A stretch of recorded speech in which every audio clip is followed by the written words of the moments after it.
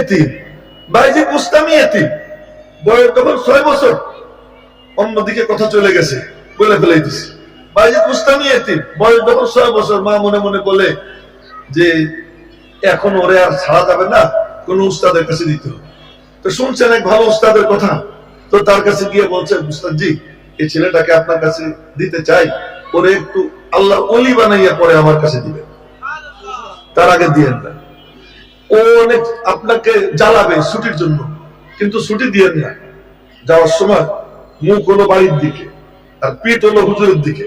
তো বলতেছে, উস্তাদজি আমার শেষ কথা, তা হলো আমারে ছাড়া তো থাকে নাই, এই প্রথম জীবনে আমি ছাড়া থাকবে, তো অনেক আপনারে জ্বালাবে ছুটির জন্য, কিন্তু ওরা ছুটি দিয়েন না।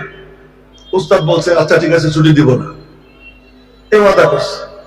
এখন বাইজিদ বুস্তামি পিচ্ছি 6 বছর, তো কয়েকদিন পর পরই মনে চায় মা, একা একা কান্দে, কিন্তু ওই যে মা বলে গেছে যে ছুটি চাইও না, ছুটি দিয়েন না।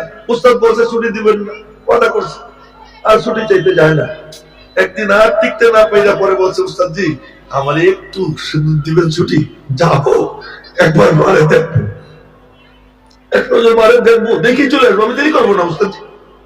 উস্তাদজি দেখেন, যদি ওরে ছুটি না দেই ওর দেল ভেঙে যায়, আর যদি ছুটি দেই তাহলে ওয়াদা ভেঙে যায়, ওয়াদাও ভাঙ্গা যায় না, দেলও ভাঙ্গা যায় না। মাসুম বাচ্চা এক শর্ত লাগাই দেয়, কিতাবের কথার কথা, মানে 100-150 পৃষ্ঠা, যা পড়তে সময় লাগবে 7-8 দিন, এরকম লম্বা সবক বললেন, এটা যদি আজকে শুনাইতে পারিস, এটা যদি আজকে শুনাইতে পারিস সন্ধ্যায়, তাহলে তোর ছুটি। তো সবক দিছেন, তো গিয়ে সবকের পরিমাণ দেখে কয় কি আল্লাহ, এর তো সম্ভব না।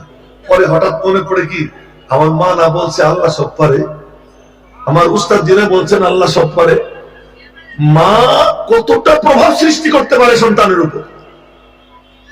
মা না বলছে যে আল্লাহ সব পারে, একা একা মসজিদে গিয়া ওই ছোট ছোট 2 হাত তুইলা কয় যে আল্লাহ তুমি না সব পারো, আমার একটু মার চেহারা দেখতে মনে চায়, তো তুমি একটু আমার এই সবকটা মুখস্থ করে দাও। এই দোয়া করছে, এই দোয়া করছে, এই দোয়া করে এরপরে আসছে, এখন কিতাব খুলছে, দেখে যে বাস টাকাই যাইতেছে, আর সব তার মুখস্থ, সব মুখস্থ। উস্তাদের কাছে গেছে, আসসালামু আলাইকুম ওয়া রাহমাতুল্লাহ, উস্তাদজি কি সবক শুনেন। উস্তাদ তো হতভম্ব, এ কেমনে সবক শুনবে, আমি তো ওরে শর্ত দিছিলাম, এই সবক দিছিলাম এর জন্য যাতে ছুটি চাইতে না পারে। এখন উস্তাদরে গিয়ে পুরো সবক শুনে দিছে, উস্তাদ হা করে চেয়ে দিছে, এখন তো ছুটি না দিয়ে পারে না, ছুটি দিছে। যা বাড়ির কাছে গেছে, গিয়া দরজায় টোকা দিছে, আসসালামু আলাইকুম, আসসালামু আলাইকুম ওয়া রাহমাতুল্লাহ। কে? আমি বাইজিদ। কোন বাইজিদ?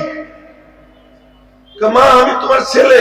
না না না, আমার ছেলে বাইজিদ তো এ না, আমার ছেলে আসলে আমি টের পাবো, এটা আমার ছেলে না, আমার ছেলে বাইজিদ আসলে তখন আমি বুঝবো যে বাইজিদ আসছে।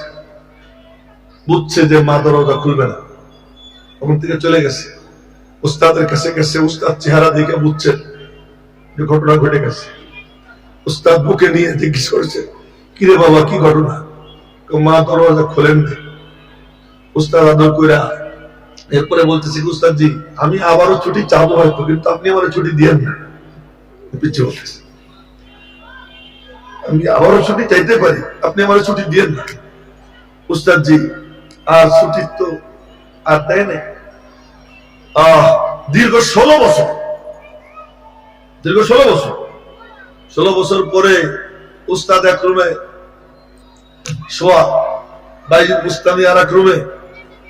এর মধ্যে উস্তাদ স্বপ্নে দেখতেছেন, নবীজি বলতেছেন বাইজিদকে খেলাফতের পাগড়ি পরাই দাও,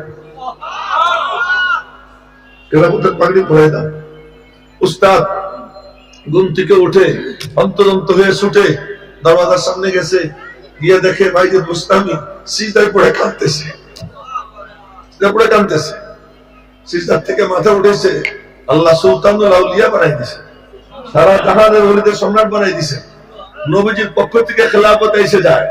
উস্তাদ নিজের মাথার পাগড়ি খুইলা বাইজিদ বুস্তামের মাথায় পাগড়ি দিয়া বুকের সঙ্গে জড়াই ধরে যাও এবার বাড়ি যাও। বাড়ি গেছে, বাড়ি গিয়ে সালাম দিছে। মা বলতেছে, বাবা একটু দাঁড়াও, একটু দাঁড়াও, একটু দাঁড়াও। আমি একটু কাজ সেরে নিই। মা ওযু করে 2 রাকাত শুকরানা সিজদায় শুকর আদায় করে এরপরে আয়েশা দরওয়াজা খুইলা বাইজিদ বুস্তামির বুকে জড়াই ধরে বলতেছে, এবার না আমার বাইজিদ আসছে।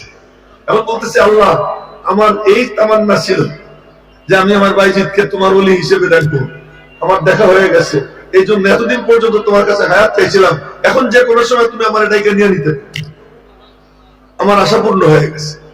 তো এতিম আল্লাহ তাআলা পছন্দ করেন। তো ওই